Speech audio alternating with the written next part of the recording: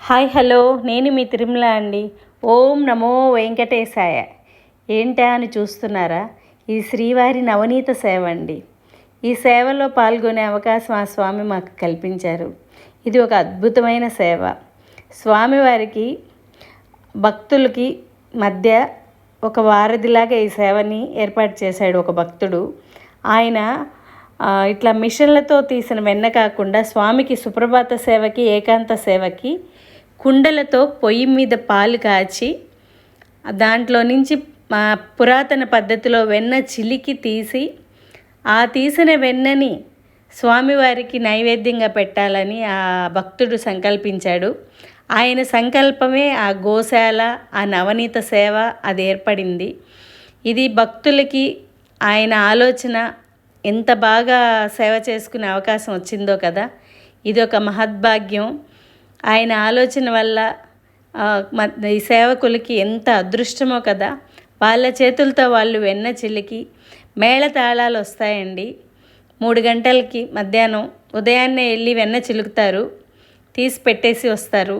3 గంటలకు మేళతాళాలతో వచ్చి ఈ నవనీత సేవలో పాల్గొన్న భక్తులందరూ వెళ్తారు. వెళ్ళి అలా వెంగమాంబ అన్నదాన సత్రం చుట్టూ తిరుక్కొని నరసింహస్వామి గుడి మీదుగా అక్కడి నుంచి మహాద్వారం వరకు వెళ్తారు. 2 బౌల్స్లో వెన్న తీసుకొని ఒకటి సుప్రభాత సేవకి, ఒకటి ఏకాంత సేవకి ఉపయోగిస్తారు. ఎంత మహర్భాగ్యం కదా. మన చేతుల మీదుగా స్వామికి, ఆయనకి నైవేద్యం వెళ్ళడం అంటే ఎంత అదృష్టం కదా. స్వామి అది ఎవరి కోసం? భక్తుల కోసం చేశాడు. ఇది ఒక అద్భుతమైన సేవ.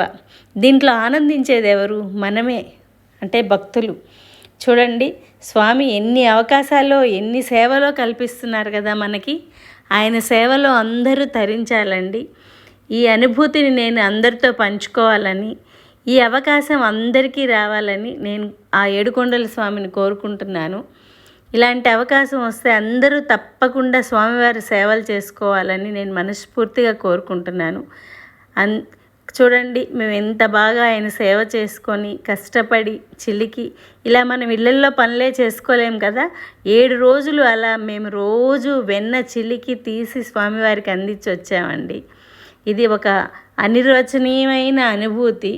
చూడండి, ఓం నమో వెంకటేశాయ. ఏడుకొండలవాడ వెంకటరమణ గోవింద గోవింద స్వామి.